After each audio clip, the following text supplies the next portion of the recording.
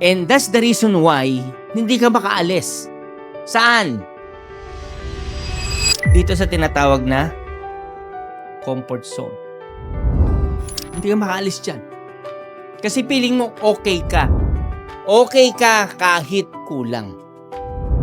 May gusto ka, hindi mo nakukuha, medyo lang. Nasaan ka? Nandun ka sa medyo. Kaya pag sumablay ka, delikado. Bakit? Nandito ka lang lagi eh.